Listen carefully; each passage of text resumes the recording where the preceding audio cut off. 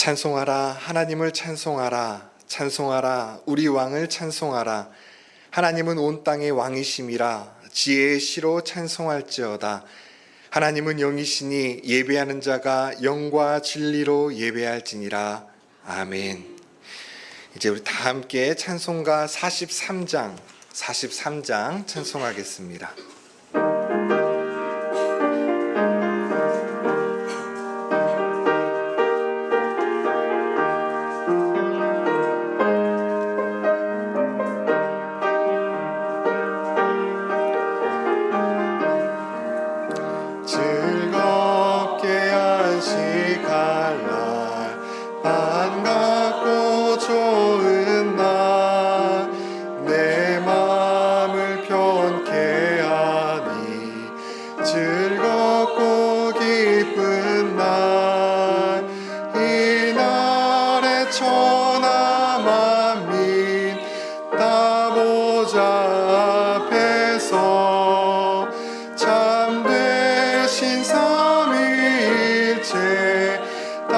찬송 부르네. 이날의 하늘에서 새 양식 내리네. 성회로 모이라고 종소리 울리네.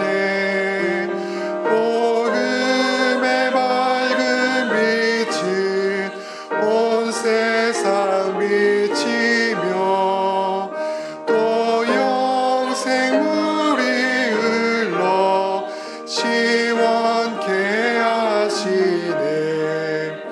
이 주일 지킴으로 새 은혜 입어서 영원히 쉬는 곳에 다 올라갑시다. 성부께 찬미하고 성자와 또 성령 참되신 삼위일체 다 찬송 부르네.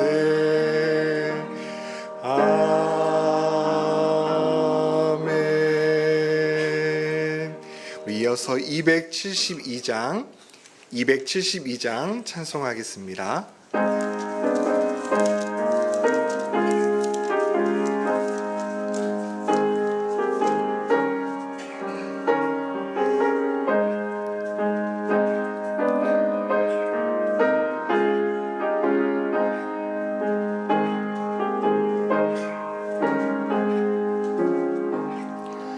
고통의 멍에 벗으려고 예수께로 나갑니다. 자유와 기쁨 베푸시는 주께로 갑니다. 병든 내 몸이 튼튼하고 빈궁한 삶이 무해지며 죄악을 벗어버리려고 주께로 갑니다. 낭패와 실망 당한 뒤에 예수께로 나갑니다. 십자가 은혜 받으려고 주께로 갑니다. 슬프던 마음 위로받고 이 생의 풍파 잔잔하며 영광의 찬송 부르려고 주께로 갑니다. 교만한 마음을 내버리고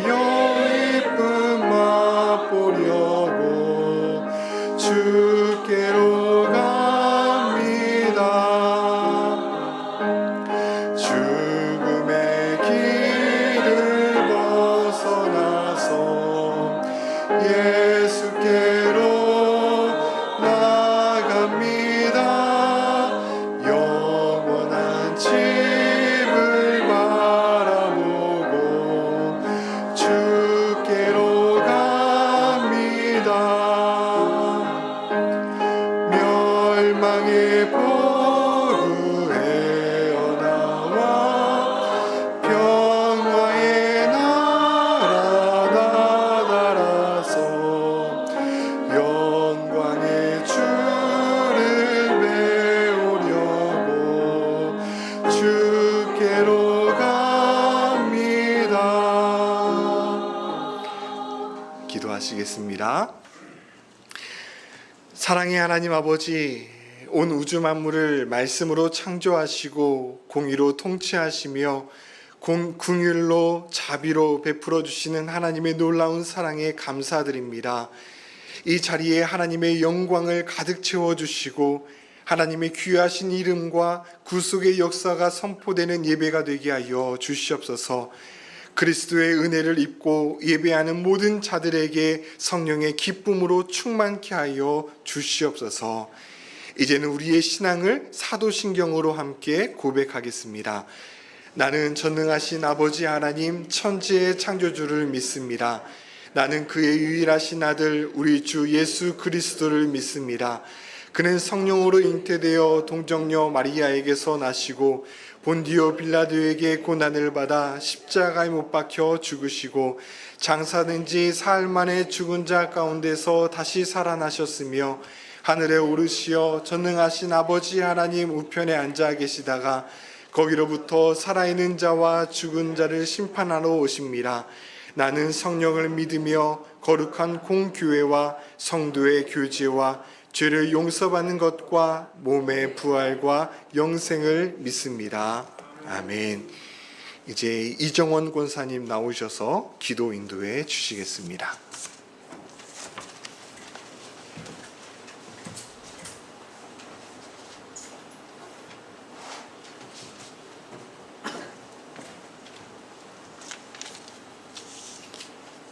참 좋으신 하나님, 오늘도 예배할 수 있게 해주신 것을 감사드립니다.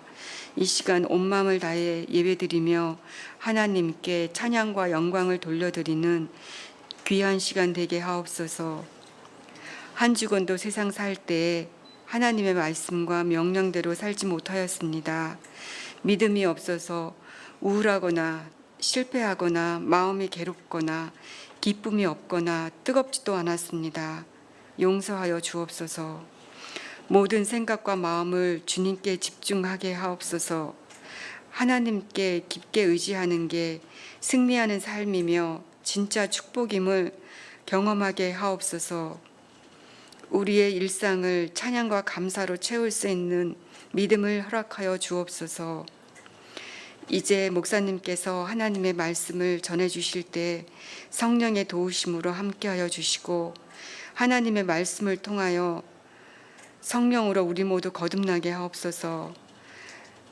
하나님의 말씀이 우리 삶이 되게 하여 주옵소서. 하나님, 우리 교회와 함께 하시는 것을 감사드립니다. 작은 교회 같으나 하나님 앞에서 사랑받는 교회 되게 하시고 주님을 알지 못하는 영혼들과 길 잃은 영혼들을 인도하는 교회 모든 사람에게 영적인 신뢰함 같은 곳이 되게 하옵소서. 이 시간 우리 모두 간절히 기도드립니다. 사랑하는 담임 목사님 영육간에 강건하게 하시고 성령의 능력으로 붙잡아 주옵소서. 그리고 하나님, 이번 주에 있을 여름 성경학교 일정에도 하나님이 축복하시어 어린 자녀들이 하나님을 알아가는 귀한 시간 되게 하옵소서. 애쓰고 일하시는 전도사님과 권사님께 은혜를 주옵기를 바라옵나이다. 지금은 예배 시작하는 시간이오니 마치는 시간까지 함께 하시고 예배의 모든 순서들을 성령으로 함께 하여 주시기를 바라오며 예수님의 이름으로 기도드렸습니다. 아멘.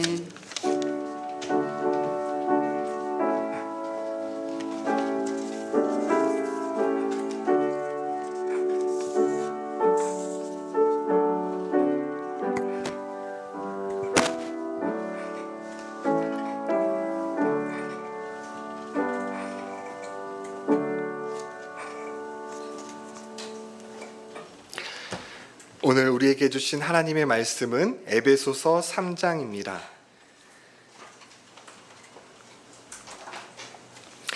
에베소서 3장 14절에서 21절까지 말씀입니다.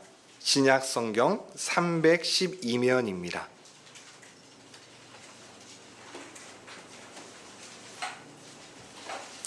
이제 에베소서 3장 14절에서 21절까지의 말씀을 제가 봉독해 드리겠습니다. 이러므로 내가 하늘과 땅에 있는 각 족속에게 이름을 주신 아버지 앞에 무릎을 꿇고 비노니 그의 영광의 풍성함을 따라 그의 성령으로 말미암아 너희 속사람을 능력으로 강건하게 하시오며 믿음으로 말미암아 그리스도께서 너희 마음에 계시게 하시옵고 너희가 사랑 가운데서 뿌리가 박히고 터가 굳어져서 능히 모든 성도와 함께 지식에 넘치는 그리스도의 사랑을 알고 그 너비와 길이와 높이와 깊이가 어떠함을 깨달아 하나님의 모든 충만하신 것으로 너희에게 충만하게 하시기를 구하노라. 우리 가운데서 역사하시는 능력대로 우리가 구하거나 생각하는 모든 것에 더 넘치도록 능히 하실 이에게 교회 안에서와 그리스도 예수 안에서 영광이 대대로 영원 무궁하기를 원하노라. 아멘. 예수님은 우리에게 구하라, 기도하라고 말씀하셨습니다. 기도하면 응답받을 것이고 너희 기쁨이 충만할 것이라고 약속하셨습니다. 어떤 분이 보육원에 가서 봉사를 할 때 일이었습니다. 이 보육원의 아이들이 대체로 울거나 떼쓰지 않는 모습을 보고서요, 참 이곳에 있는 아이들은 참 착하다라고 생각했답니다. 그런데 나중에 그곳에 계신 선생님과 대화를 하고 나서 알게 된 사실이 있었는데요. 이곳의 아이들이 특별히 착해서가 아니라 아무리 울어도 응답해 줄 사람이 없기 때문에 울거나 떼쓰지 않는다라는 것이지요. 듣고 보니 참 마음 아픈 이야기입니다. 하나님과의 관계에서도 마찬가지입니다. 누군가 하나님께 구하고 기도한다는 것은 하나님을 믿고 의지한다는 뜻입니다. 하나님을 믿지 않는 사람들은 하나님께 기도하지 않지요. 오늘 주님의 날, 이 주께서 정하신 주님의 날인데도 하나님을 믿지 않는 사람들은 하나님 앞에 나와 예배하지 않습니다. 믿음이 있는 사람만이 하나님 앞에 기도하고 하나님 앞에 간구하는 것이지요. 그래서 누군가가 기도를 한다는 것은요, 하나님을 믿는다는 가장 확실한 증거가 됩니다. 오늘 본문은 사도 바울이 에베소 교회 성도들을 위해서 기도한 내용입니다. 그런데 이 기도의 내용은 이 에베소 성도들을 위해서만 기도한 것이 아니라 모든 교회 성도들을 위한 중보의 기도 내용입니다. 바울이 개척했던 교회뿐만이 아니라 이 시대에 다음에 오는 모든 교회와 성도들을 위해서 사도 바울이 자신의 모든 것을 담아서 기도한 간구의 내용이었지요. 그리고 이 기도의 내용은 사도 바울의 평생의 기도 제목이었습니다. 혹 여러분에게는 평생의 기도의 제목이 있으십니까? 없으시다면 오늘 바울의 이 중보 기도의 내용이 내 평생의 중보 기도의 내용이 되기를 소망합니다. 먼저 바울이 어떻게 기도했는지 그 자세부터 살펴보겠습니다. 사도 바울은 하나님 앞에 기도를 드리면서 하나님을 하늘과 땅에 있는 각 족속에게 이름을 주신 아버지라고 고백합니다. 하늘과 땅의 모든 족속에게 이름을 주셨다라는 것은요, 우리 하나님은 모든 피조물들을 만드신 창조주가 되시고 전능자가 되신다라는 뜻입니다. 그 크신 하나님께서 바로 나의 아버지가 되신다고 고백하고 있죠. 오늘날 대통령 앞에 언제든지 찾아가서 나의 사정을 아뢰고 도움을 구할 수 있는 사람이 있다면요, 그는 정말로 큰 특권을 가진 자라고 할 수 있습니다. 그런데 우리가 이보다 더 놀라운 특권을 받았다라는 것이지요. 예수님을 영접한 자들에게는 하나님의 자녀가 되는 권세가 주어졌습니다. 그중 우리가 전능하신 하나님 아버지께 나아가서 간구할 수 있다는 것은요, 여러분 정말로 생각해 보면 엄청난 특권이 아닐 수 없습니다. 마태복음 7장 11절 말씀이지요. 너희가 악한 자라도 좋은 것으로 자식에게 줄 알거든 하물며 하늘에 계신 너희 아버지께서 구하는 자에게 좋은 것으로 주시지 않겠느냐? 이에 바울은 하나님은 하늘과 땅을 아우를 정도로 너무도 크신 분이시지만 사정하거나 구걸하는 듯이 구한 것이 아니고요, 당당하게 하나님 앞에 나아갔습니다. 어린 자녀가 친근한 아버지를 대하듯이 주저함 없이 하나님께 나아가 기도하였습니다. 하나님께서 바로 우리의 아버지 되시기 때문이죠. 동시에 바울은 하나님 앞에 겸손한 마음으로 나아갑니다. 이 당시 유대인들은 어떻게 기도했는지 아십니까? 서서 하나님 앞에 기도했습니다. 그래서 예수님께서 이제 알려주신 바리새인과 이 세리의 비유를 보면은요, 두 사람 모두 다 서서 하나님 앞에 기도하는 모습을 발견하게 됩니다. 그런데 이 유대인들이 일반적으로는 서서 하나님께 기도했지만요, 예외적으로 간절한 기도의 제목을 가지고 기도할 때에는요, 무릎을 꿇고 기도했습니다. 우리가 구약 성경을 한번 생각해 보면은요, 엘리야가 하나님 앞에 나아가 간절하게 기도할 때에는요, 무릎을 꿇고 기도했습니다. 예수님께서 겟세마네 동산에서 이제 다음날 십자가형을 앞두고 하나님 앞에 간절하게 기도할 때에도요, 무릎을 꿇고 기도했습니다. 그리고 스데반이 돌에 맞아 죽기 직전에 어떻게 하나님 앞에 간구합니까? 무릎을 꿇고 자신의 얼굴을 땅에 조아려 하나님 앞에 기도했습니다. 오늘 15절 말씀에도 보면 사도 바울은 무릎을 꿇고 하나님 앞에 기도합니다.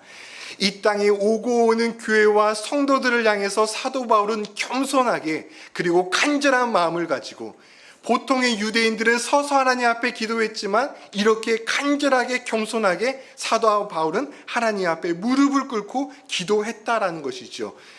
이때 원문 말씀을 보면은요, 비노니라는 단어를 보면 계속과 반복을 의미하는 현재 시제를 사용했습니다.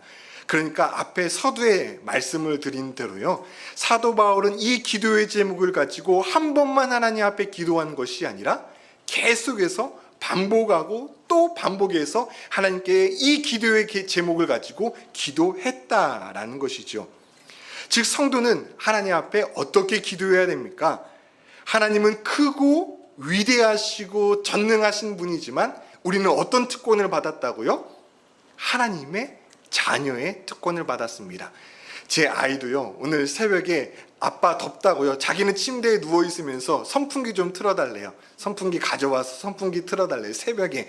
어때요? 제가 또 우리 딸이니까 또 이렇게 또 자다가 일어나서 또 선풍기 또 틀어주고, 에어컨 또 너무 더우니까 에어컨도 리모컨 저쪽에 있는데 에어컨도 틀어주고. 이 아이는요, 아버지 앞에 부탁할 때요, 그냥 아버지니까 그렇게 주저하지 않고 그렇게 나아가는 것처럼 우리도 어떻게 하나님 앞에 나아가는가? 주저함 없이 하나님 앞에 나아가라는 것입니다. 그렇지만 우리가 이제 여기서 어린아이와 차이점이 있다면, 하나님이 어떤 분이신지 안다면 담대하게 나아가지만 겸손하게 우리가 하나님 앞에 나아가야 된다라는 것이죠. 자, 그렇다면 바울은 어떤 기도의 제목을 드렸는지 오늘 세 가지를 함께 살펴보겠습니다. 자, 첫 번째로 우리의 속사람을 강건하게 해달라고 간구했습니다. 16절입니다. 그의 성령으로 말미암아 너희 속사람을 능력으로 강건하게 하시오며. 사람에게는 겉사람과 속사람이 있죠. 여기서 겉사람은 우리의 육신적인 몸을 가리킵니다. 세상의 많은 사람들은 이 겉사람에 주목하며 살아가지요. 물론 우리의 겉사람을 위해서도 기도해야 합니다. 육체적인 건강을 위해서 우리는 관리를 해야 되고 식단도 조절해야 합니다. 그러나 오늘날 우리의 문제는요, 지나치게 겉사람만 생각하며 살아간다는 것이지요. 육신의 정욕과 안목의 정욕과 이생의 자랑만을 추구하며 살아간다라는 것입니다. 디모데전서 2장 9절 10절 말씀을 보니까요, 사도 바울은 겉사람은 단정하되 소박하게 하라고 했습니다. 이와 같이 여자들도 단정하게 옷을 입으며 소박함과 정결로서 자기를 단장하고 딴 머리와 금이나 은으로 하지 말고 오직 선행으로 하기를 원하노라. 옷이 명품 옷을 입었다고 해서 그 사람의 인격도 멋있는 것이 아닙니다. 그 사람의 몸에서 향수 냄새가 난다고 해서 그 사람에게서 향기가 나는 것도 아니죠. 우리가 집중해야 할 것은 무엇인가? 우리의 겉사람이 아니라 우리의 속사람이다라는 것이죠.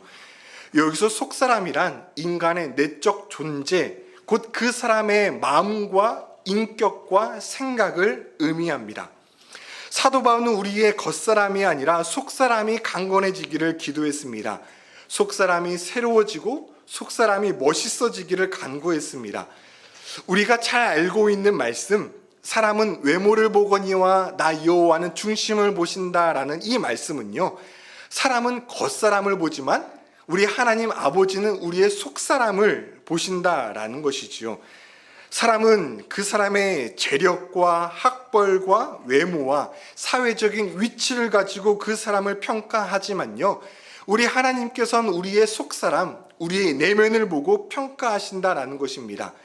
우리의 마음을, 우리의 인격을 보고 계신다라는 것이지요. 우리 각 사람의 마음 가운데 지금 무엇이 자리 잡고 있느냐, 그것을 보고 계신다라는 것입니다. 그 사람의 마음 가운데 육체의 욕망으로 가득 차 있는지, 아니면 하나님으로, 예수님으로 가득 차 있는지 하나님은 그것을 보고 계신다라는 것이지요. 지금 그 사람의 가치관이 무엇이고 그 사람의 비전이 무엇이며 어떤 마음을 품고 살아가고 있는지 하나님은 그 속사람을 보고 계신다라는 것입니다. 여러분, 사도 바울은요, 유대인들의 기준으로 보면 그 겉사람은 참으로 흠모할 만한 것으로 다 갖추어진 사람입니다. 정말로 상위 0.01% 안에 드는 사람입니다. 그는 이스라엘 족속이었습니다. 베냐민 지파였고 히브리인 중에 히브리인이었고 율법으로는 바리새인이요 율법의 의로는 흠이 없는 자였습니다. 하지만 사도 바울은 자신의 이러한 육체의 모든 자랑거리를 다 해로 여길 뿐더러 배설물로 생각했습니다. 이 모든 것은 그 주님 앞에서 다 헛된 것이라는 것이죠. 그는 주 예수 그리스도를 아는 지식만을 가장 고상한 것으로 여기고 나머지 그 모든 것을 헛것으로 생각했다라는 것입니다. 그렇다면 이제 우리도 우리의 속사람이 강건케 되기를 소망합니다. 우리의 겉사람은 세월이 흐름에 따라서 낡고 노쇠해지기 마련입니다. 나이가 들수록 유체의 기능은 저하되고요, 면역력도 떨어집니다. 사도 바울도 그러했습니다. 그도 육체를 가진 인간인지라 시간이 지날수록 몸은 연약해져 갔고 아픈 데도 많아졌습니다. 그럼에도 바울은 낙심하지 않았습니다. 우리의 겉사람은 늙고 시간이 지남에 따라 힘이 없어질 수 있지만 속사람은 얼마든지 날로 새로워질 수 있기 때문이죠. 고린도후서 4장 16절입니다. 그러나 우리가 낙심하지 아니하노니 우리의 겉사람은 낡아지나 우리의 속사람은 날로 새로워지도다. 아멘. 그렇습니다.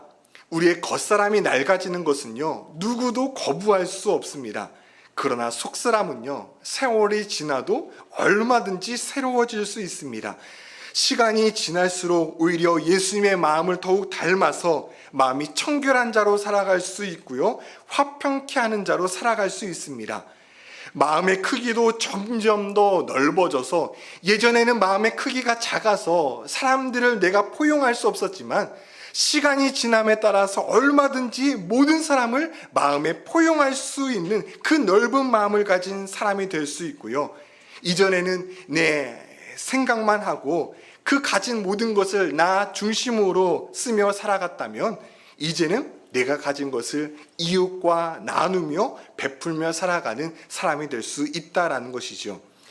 여러분, 속사람이 강건해지기만 하면은요, 어려움이 찾아와도 요동하지 않고 흔들리지 않을 수 있습니다. 요즘에 이 젊은 세대들 가운데 참혹한 범죄가 많이 일어나지 않습니까? 그 까닭이 무엇일까요? 속사람이 병들었기 때문입니다. 속사람이 병들면요, 아무리 좋은 학력과 좋은 직장과 부유한 그러한 삶을 영위한다 할지라도요, 여러분, 속사람이 병이 들면은요, 사람이 자포자기하고 그렇게 때로는 극단적인 선택을 하는 경우가 얼마나 많이 있는지 모릅니다. 그래서 이 바울의 첫 번째 기도의 제목, 우리의 겉사람이 아니라 속사람이 강건케 되기를 기도하는 기도의 제목은요, 여러분, 여러분의 자녀와 여러분의 손주들에게 정말로 꼭 필요한 기도의 제목인 줄로 믿습니다. 여러분, 우리의 자녀들이요, 속사람이 강건해야 합니다. 어떻게 우리 자녀들이 매번 내가 원하는 대로, 내가 바라는 대로, 내가 꿈꾸는 대로 성공만 하며 살 수가 있겠습니까? 그렇지 않습니까? 때로는 실패하기도 하고, 때로는 내가 원하는 대로 그 길을 가지 못할 때도 참으로 많이 있는데요. 이때 속사람이 강건하기만 하면은요, 낙심하지 않고 언제든지 바로 일어설 수 있습니다. 여러분, 회복 탄성력이라고 있지 않습니까? 여러분, 어떻게 하면 다시 일어설 수 있습니까? 속사람이 강건하기만 하면은요, 실패 가운데도 다시 일어설 수 있다라는 것이지요. 그래서 오늘 우리 사도 바울의 첫 번째 기도의 제목, 우리의 겉사람이 아니라 하나님, 우리의 속사람이 날로 새로워지게 하여 주시옵소서. 나 자신만을 위해서 이 기도의 제목을 가지고 기도하는 것이 아니라 우리 사랑하는 자녀들, 우리 사랑하는 손주들이 하나님, 때로 내가 바라는 대로, 내가 원하는 대로, 내가 소원하는 대로 이루어지지 않고 실패한다 할지라도 여기서 넘어지지 않고 속사람이 강건케 되어 다시금 언제든지 일어날 수 있는 우리 자녀들, 믿음으로 승리하는 우리 손주들 되게 하여 주시옵소서. 이렇게 기도하였으면 좋겠습니다. 자, 그렇다면 어떻게 하면 속사람이 강건할 수 있을까요? 16절 말씀을 보면 그의 성령으로 말미암아 너희 속사람을 능력으로 강건하게 하시오며 라고 기도할 수 있습니다. 여러분, 어떻게 우리의 마음이 건강하고 그렇게 강건할 수 있습니까? 성령을 통해서만 가능하다고 말씀합니다. 인간의 의지와 노력으로 내가 하나님, 내가 마음이 강건하게 한다고 마음 먹는다고 여러분 강건하게 되는 것이 아니고요. 사람은 하나님의 생명이 들어와야 생명이 될 수 있듯이 성령님께서 우리 가운데 내주해 주셔야만이 우리의 속사람이 강건케 될 수 있습니다. 성령님이 우리 안에 거하시면 우리의 영혼이 새로워지고 우리의 마음이 강하여 변화될 수 있습니다. 바라기는 우리의 속사람이 날로 새로워져서 더욱 강건해지기를 소망합니다. 겉사람은 낡아지나 속사람은 날로 새로워져서 주님을 더욱더 닮아가고 그리스도의 향기를 전하며 사랑을 어디든지 가서 전하는 품격 있고 멋진 성도가 되기를 소망합니다. 둘째, 사도 바울은 그리스도께서 우리의 마음 가운데 계시기를 기도했습니다. 17절입니다. 믿음으로 말미암아 그리스도께서 너희 마음에 계시게 하시옵고, 이 바울이 기도한 에베소 성도들은 이미 그리스도를 믿음으로써 하나님의 자녀가 된 자들입니다. 그렇다면 저들의 마음 가운데는 이미 예수님이 임재해 계시겠지요. 그런데도 왜 사도 바울은 이 에베소 성도들을 향하여서 너희 마음 가운데 주님께서 계시기를 간구했던 것일까요? 여기서 계신다라는 헬라어 원어는요, 카토이케오인데 그냥 계시는 것이 아니라 한 곳에 오랫동안 거주하는 것을 말합니다. 다시 말해 예수님께서 저들 가운데 이미 내주에 계시지만은요, 일시적으로 계시는 것이 아니라 그들 안에 계셔서 그들을 떠나지 마시고 계속해서 임재해 주시기를 간구했던 것이지요. 여러분, 하나님은 사랑의 하나님이시지만 동시에 우리가 어떤 잘못을 해도 계속해서 우리 가운데 계시는 분이 아닙니다. 하나님은 거룩하신 분입니다. 빛과 어둠이 서로 공존할 수 없는 것처럼 하나님은 결코 죄인과 함께 하실 수 없습니다. 또 하나님은 질투의 하나님이시기 때문에 우리가 하나님 외에 다른 것을 더 사랑하며 살면 하나님은 그것을 용납하지 아니하십니다. 그 죄의 크기와 무게에 따라서 하나님은 얼마든지 우리를 떠나실 수도 있다는 것을 우리는 알고 있어야 합니다. 그 예를 우리가 에스겔서 말씀을 통하여 생생하게 볼 수 있지요. 하나님께서는 예루살렘에 가득한 죄와 부패와 거짓과 폭력을 보시고 크게 분노하셔서 이스라엘을 떠나기로 작정하셨습니다. 그래서 하나님은 하나님의 임재가 있는 하나님의 지성소에서 이제 떠오르시죠. 그리고 차츰 성전 뜰로, 그리고 성전 동쪽 문으로, 나중에는 성전 동쪽 저 끝에 산에까지 떠나셨습니다. 여러분, 하나님이 떠나시자 어떤 일이 일어났습니까? 그 전까지는 하나님께서 이스라엘의 보호막이 되어주셨는데 하나님이 떠나시자 그 보호막이 사라져버림으로 이제 유다는 바벨론의 침략을 받아서 멸망하고 되고 말지요. 이는 오늘날도 마찬가지입니다. 우리가 예수님을 믿는다 해서 우리 안에 거룩함을 잃어버릴 수 있습니다. 하나님의 말씀을 떠나 탐욕과 거짓과 죄악 가운데 살아가면 하나님은 얼마든지 우리를 떠나실 수 있습니다. 하나님께 예배한다 하지만 실상은 하나님을 업신여기고 경홀히 여기면 하나님의 영광은 얼마든지 거두어 가실 수 있습니다. 물론 하나님은 우리가 죄를 지었다고 해서 곧바로 떠나시지는 않지요. 에스겔 말씀을 보면 하나님은 우리에게 얼마든지 기회를 주고 또 주십니다. 하나님께서 지성소에서 떠오르시다가 이제 성전 뜰로 떠나가실 때 계속해서 뒤를 돌아보셨습니다. 성전 동쪽에 가셨을 때도 뒤를 돌아보셨고, 저 성전 끝에까지 가셔서 저 멀리 동쪽 산에 가실 때에도 계속해서 하나님은 뒤를 돌아보셨습니다. 하나님이 왜 뒤를 돌아보셨을까요? 지금이라도 내 백성 이스라엘이 내게로 돌아오기만 하면 하나님은 떠나지 않고 다시금 이 유다에 임재하길 바라셨기 때문에 하나님께서는 다시금 가다가 뒤를 돌아서 멈춰서 내 백성을 보시고, 떠나서 가시다가 다시 뒤를 돌아서 내 백성을 보셨다라는 것이지요.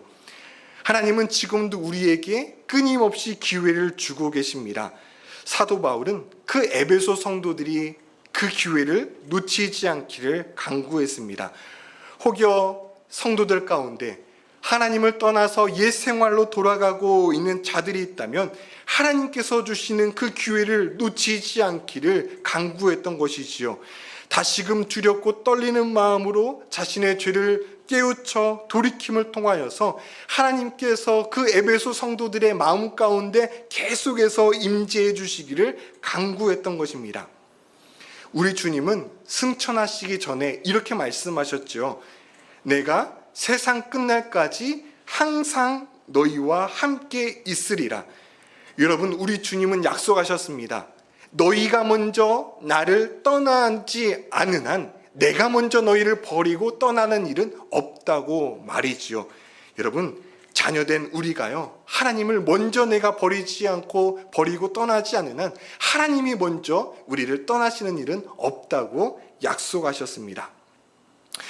또 이미 그리스도 안에 있는 성도들에게, 저들에게 계속해서 주님께서 임재해 주시기를 바란 기도의 내용은요, 더 풍성하게 예수님께서 임재해 주시기를 바란다는 뜻이었습니다. 예수님을 믿기는 하지만 주께서 나와 함께 하시는 것을 모른 채 신앙생활하는 분들이 있습니다. 주님 앞에 나와서 예배를 드려도, 그리고 일터에서, 가정에서 하나님이 나를 인도하고 주장하시며 내 곁에 계심을 알지 못하는 이들이 있습니다. 사도 바울은 지금 이런 자들을 위해서 기도했던 것입니다. 하나님, 주님께서 저들과 함께 하고 계심을 매일의 삶 속에서 실제로 느끼게 하여 주시옵소서. 하나님께서 저들과 동행하고 계심을 머리로만 알고 있는 것이 아니라 매일의 삶 속에서 경험으로 느끼게 하여 주시옵소서. 사도 바울은 바로 이 기도의 제목을 가지고 하나님 앞에 기도했던 것입니다. 여러분, 그렇다면 어떻게 하면 하나님께서 매일의 삶 속에서 나와 함께 하시고 나와 동행하시며 나와 같이 하신다는 것을 실제 삶 속에서 느끼며 신앙생활할 수 있을까요? 바로 믿음입니다. 17절 말씀을 다시 보시면, 믿음으로 말미암아 그리스도께서 너희 마음에 계시게 하시옵고라고 간구했습니다. 예수님의 임재를요, 우리의 삶 속에서 실제로 느끼며 살아가는 방법이 무엇입니까? 믿음이 우리에게 있어야 한다는 것이지요. 주님을 믿음으로써 우리가 더욱더 주님을 사모하고 의지하고 간구할 때 하나님께서 더 풍성하게 우리의 삶 가운데 임재해 주신다라는 것입니다.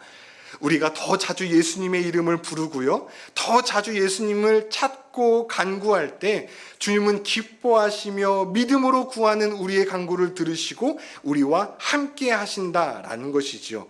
그 주님께서 우리의 삶 가운데 늘 함께 하시고 동행하심을 우리가 경험하며 산다면 우리의 삶이 여러분 얼마나 풍성하게 변화될 수 있겠습니까? 그러니 여러분, 믿음으로써 매일의 삶 가운데 주께서 나와 임재하고 계심을 경험하게 하여 주시옵소서 기도하셨으면 좋겠습니다. 세 번째, 바울은 그리스도의 사랑을 알게 해달라고 간구했습니다. 18절입니다.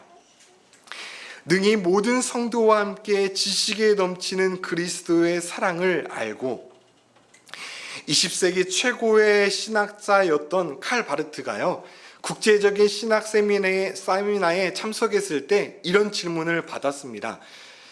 당신은 성경을 참 많이 연구했는데 성경을 한마디로 요약하면 무엇이라고 할 수 있습니까? 그러자 바울은 예수 사랑하심은 성경에서 배웠네 라는 찬송가의 가사로 대답했습니다. 하나님이 우리를 얼마나 사랑하시는지 그것을 이야기하는 게 성경의 말씀이라는 거지요. 여러분, 그 예수님의 사랑이 무엇입니까? 우리가 알아야 할 하나님의 사랑이 무엇입니까? 바로 십자가의 사랑입니다. 아무 죄도 없으신 우리 주님께서 우리를 구원하시기 위하여 십자가에 못 박혀 죽으셨습니다. 로마 병사들은 예수님을 못 박기 전 뼈 조각과 새 조각이 달린 채찍으로 사정없이 내리쳤습니다. 살갗이 떨어져 나갔고 온몸은 피투성이가 되셨습니다. 매를 맞아 녹초가 되신 예수님을 향해 로마 병사들은 그 머리에 가시 면류관을 만들어 푹 눌러 씌웠습니다. 그리고 막대기로 그 예수님의 면류관을 세차게 내리쳤습니다. 얼굴에는 침을 뱉었습니다. 키득키득 웃으며 예수님의 발 앞에 꿇어 엎드려 조롱했습니다. 그렇게 모진 수치와 조롱을 다 당한 예수님은 처형장소인 골고다에서 발가 벗겨진 채 십자가에 올려져 굵은 대못이 생사를 뚫고 들어가는 고통을 겪으셨습니다. 뚝딱뚝딱 못이 예수님의 살을 관통할 때마다 극심한 고통으로 몸부림치셨지만 주님은 그 십자가의 길을 가는데 포기하지 않으셨습니다. 아무 잘못도 없으신 하나님이신 예수님께서 왜 그런 수치와 조롱을 당하셨을까요? 우리의 죄 때문이었습니다. 우리가 가진 죄의 문제를 해결하지 않으면 사망과 저주에서 벗어날 방법이 어디에도 없었기에 주님은 내가 받아야 할 그 죄의 대가를 다 대신 받으시고 우리를 죄에서 자유케 하신 것이지요. 자기 희생적인 사랑, 그것보다 더 큰 사랑이 이 세상에 어디 있겠습니까? 누군가를 위해서 자기 목숨을 내어놓는다는 것, 그것보다 더 큰 사랑이 이 세상에 어디 있겠습니까? 이사야 53장 5절입니다. 그가 찔림은 우리의 허물 때문이요 그가 상함은 우리의 죄악 때문이라. 그가 징계를 받음으로 우리는 평화를 누리고 그가 채찍에 맞음으로 우리는 나음을 받았도다. 로마서 5장 8절입니다. 우리가 아직 죄인 되었을 때에 그리스도께서 우리를 위하여 죽으심으로 하나님께서 우리에 대한 자기 사랑을 확증하셨느니라. 여러분, 그 주님의 십자가의 사랑을 바로 깨닫기만 하여도 우리의 신앙생활은 지금보다 크게 변화될 수 있습니다.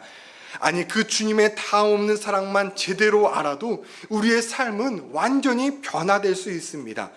그래서 사도 바울은 이 시대의 모든 성도들이 바로 이 주님의 사랑을 알게 해달라고 기도했습니다.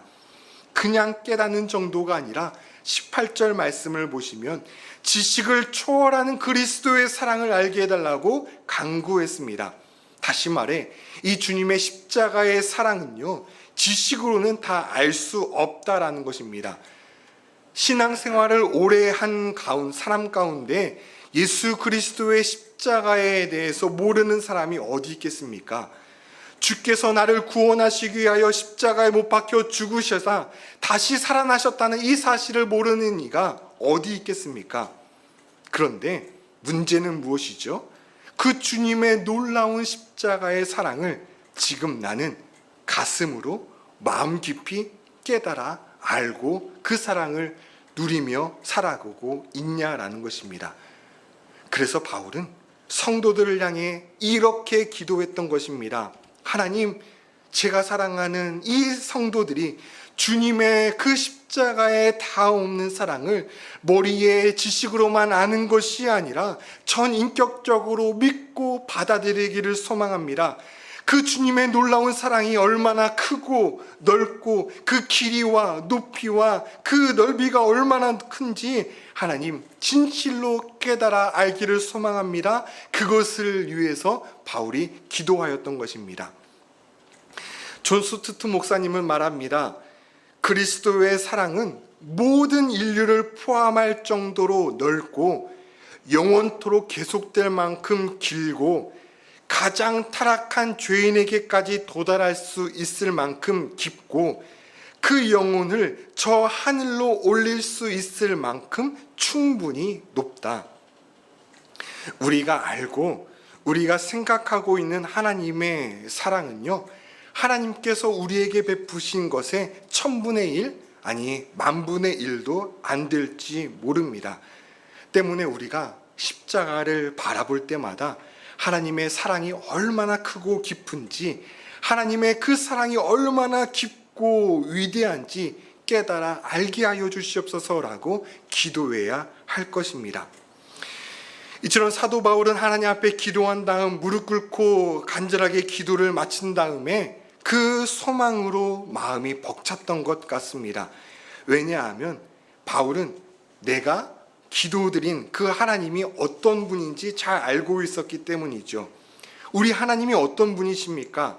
20절 말씀을 보시면 우리의 간구를 들어주시는 분입니다.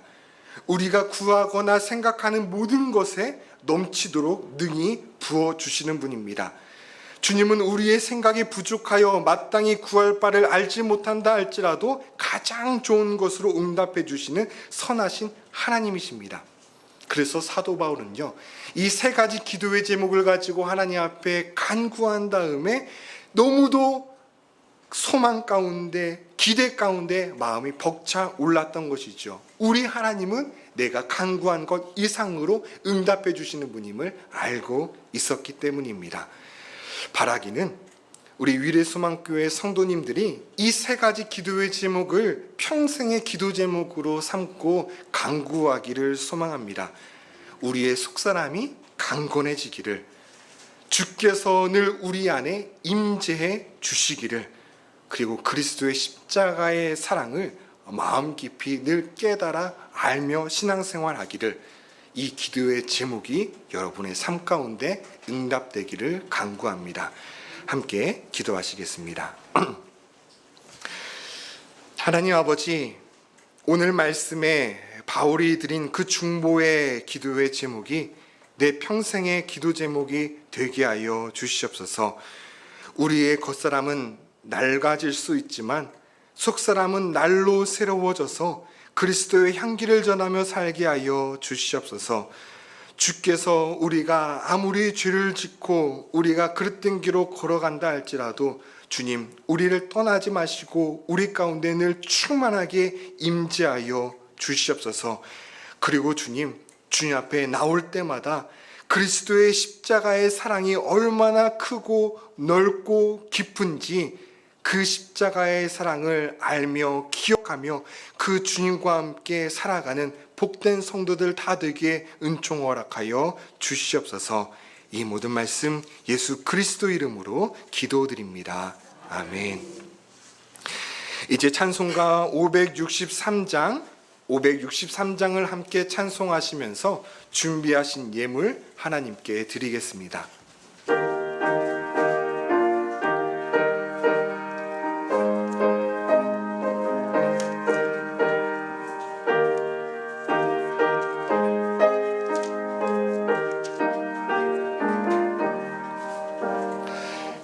예수 사랑하는 하심은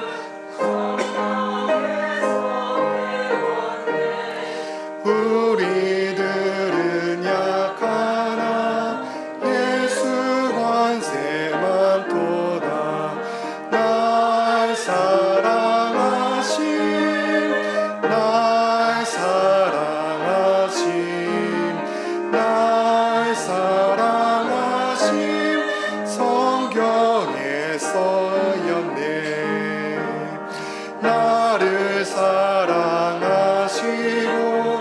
나의 죄를 다시서 하늘 문을 여시고 들어가게 하시네.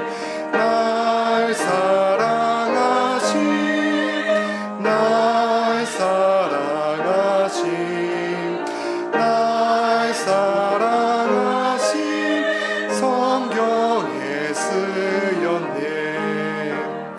내가 연약할수록 더욱 귀히 여기사 높은 보좌 위에서 낮은 나를 보시네.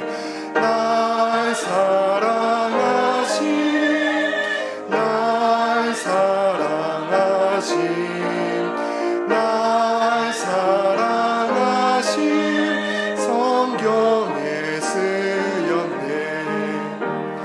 세상 사는 동안에 나와 함께 하시고 세상 떠나가는 날 천국 가게 하소서. 날 사랑하심 날 사랑하심 날 사랑하심 성경에 쓰였네.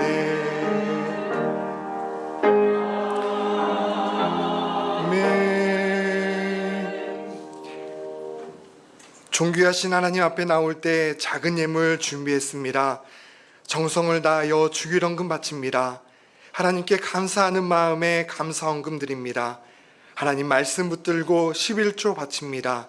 이 예물과 함께 우리 모든 것 다 바칩니다. 하나님 받으시고 약속하신 은혜와 준비하신 가득한 복을 내려 주시옵소서.